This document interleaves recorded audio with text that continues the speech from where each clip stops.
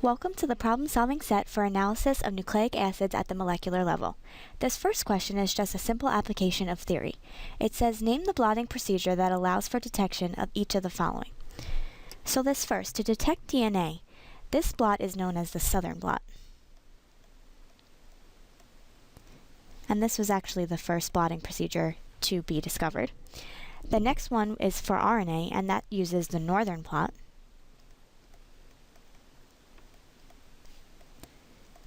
And then finally, for proteins, that is a procedure known as the Western blot.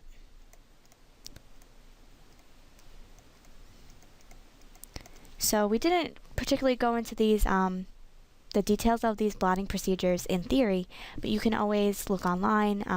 There are some great animations of how these actually work. Question 2. The vector plasmid shown below is digested with BAM-HI, which has this recognition sequence, and Sol3A, which has this recognition sequence, separately. Restriction sites for each enzyme and distances between adjacent cleave sites are shown. For each digestion, determine how many fragments are produced and of what size. Sketch a diagram of the resulting gel if these fragments were run through gel electrophoresis. Okay, so they're saying that they digested these with two enzymes separately. So you had one tube with the vector plasmid being digested with BAM-HI, and then you had another tube with the same plasmid being digested by Sol3A. So let's look for BAM-HI first. As you can see on the plasmid map, there's only one cleavage site for BAM-HI, so that recognition sequence is only found once within this plasmid DNA. So when BAM-HI comes in, and this enzyme cleaves right here, this circular plasmid DNA is actually going to become linear, right? Because it's going to break open the circular DNA. But there's no other cleavage site, so this one whole DNA piece is going to stay as one fragment.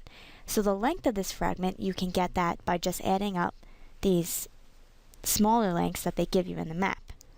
So if you add up 0.8 plus 0.4 plus 1.5 plus 1.4, you get a total length of 4.1 kilobases. That's what the KB stands for. So you're going to get one fragment, and that fragment is going to be 4.1 kilobases long. Okay? Now when you're digesting with Sol3A, you can see that there are three different cleavage sites. So it's going to cleave here, here, and here. And when you're just digesting with Sol3A, you can kind of ignore that BAM-HI cleavage site. So when you cleave these, if you take a look, if you cut here and then here, you're going to get a fragment that's right here. And that is 0.4 kilobases in length. So for Sol3A, your first fragment is going to be 0.4 kilobases. Then your next fragment between here and here, that's going to be 1.5 kilobases in length. And then finally, the third fragment runs here, and that is 1.4 plus 0.8. So that is 2.2 kilobases in length. So in total, Sol3A digestion gives you 3 fragments. Okay? Now the second part of the question asks you to sketch a diagram of the resulting gel if you ran these fragments through gel electrophoresis. So for gel electrophoresis,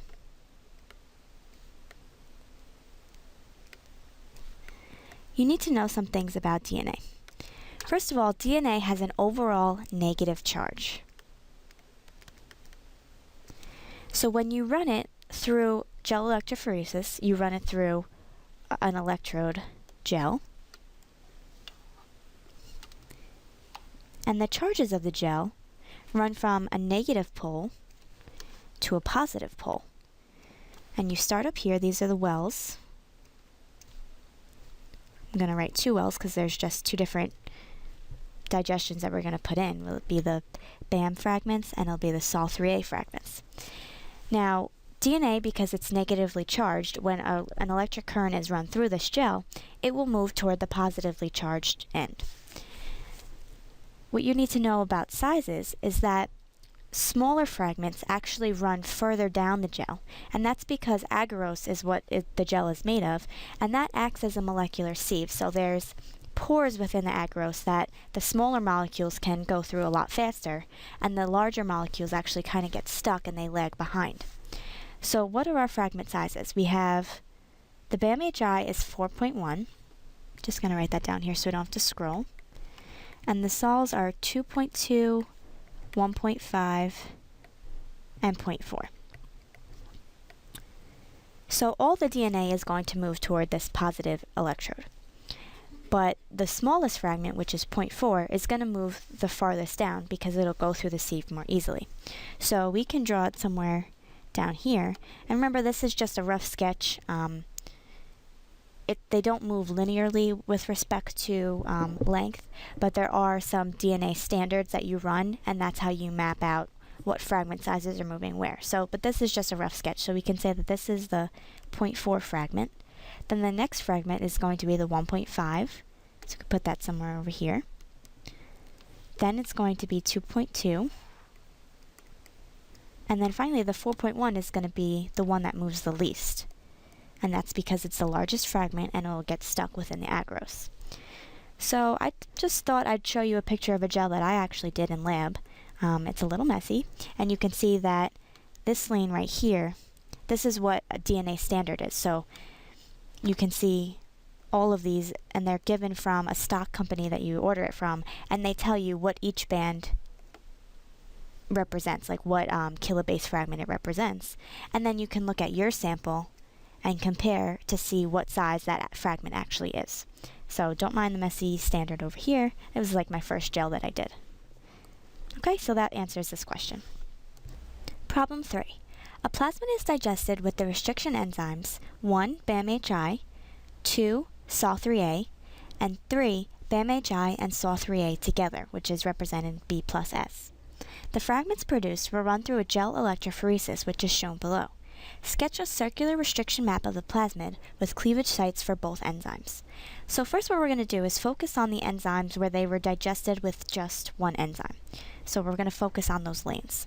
So as you can see in the BAM-HI lane, there are 3 fragments. So that will make you think that there are 3 restriction sites within the plasmid for BAM-HI. So I'm just going to draw a sketch of the plasmid with respect to the cleavage sites for BAM-HI. So as you can see, there's one fairly small fragment. Remember that the smaller DNA fragments run further within the gel electrophoresis agarose. So we're going to say that to make one really small plasmid, you'll have to have 2 restriction sites that are pretty close together. Then you have 2 larger fragments where one is larger than the other. So we could put a restriction site maybe around here, and this would be the larger fragment, and this would be the medium fragment.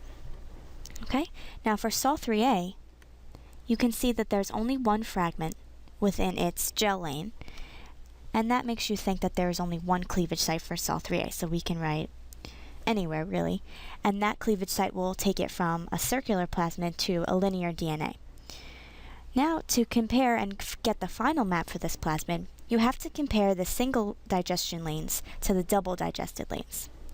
So if you look, these smaller fragments are equal, right? They're equal in length, as you can see, because they're at the same place in the agarose. So that makes you think that that smaller fragment wasn't interrupted by the Sol3A cleavage site.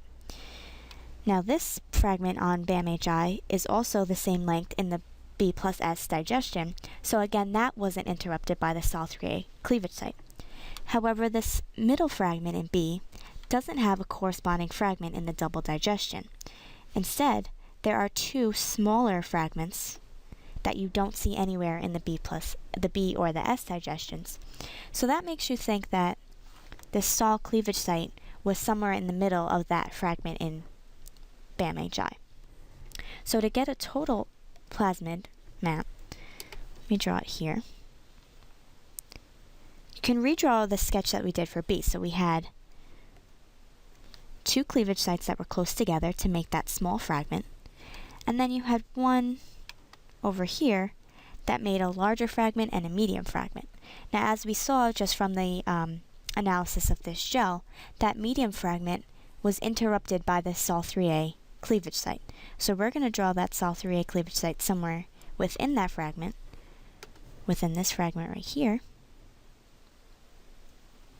And because the fragments, one is slightly bigger than the other, we'll just skew it a little bit. So we could say that maybe the Sol cleavage site was here.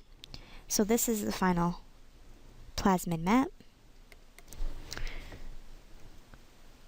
And that corresponds with this gel above. Problem 4. The diagram below shows the electrophoresis gel of products from 4 different DNA sequencing reactions. Each lane is marked with the dideoxynucleotide that was included in the reaction. What is the sequence of the template strand used? So an important thing to remember is that DNA sequencing reaction gels give you the non-template strand sequence. So in order to find the template strand sequence, we'll first have to use this gel to find the non-template, and then we'll find the anti-parallel complement. So we're finding the non-template strand,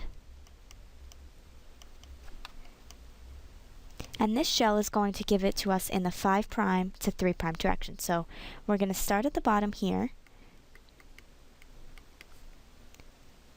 and as you work your way up, you'll see which base comes next.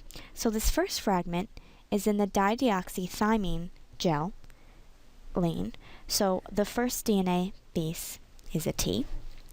The next one is in dideoxyadenine, so A. Then the next one up is in dideoxycytosine, C. Then A again. Then 2 G's. And then finally a T. 3'. So this is a non-template strand, and they want the sequence of the template strand. So we'll just find the anti-parallel complement. So you just do complementary base pairing rules to find the complement. And answers are usually given in the 5' to 3' direction, so you can just write this over in the 5' going from right to left. So it'll be A, C, C, T, G, T, A. And this is the template strand that was used to get this, to do this DNA sequencing reaction.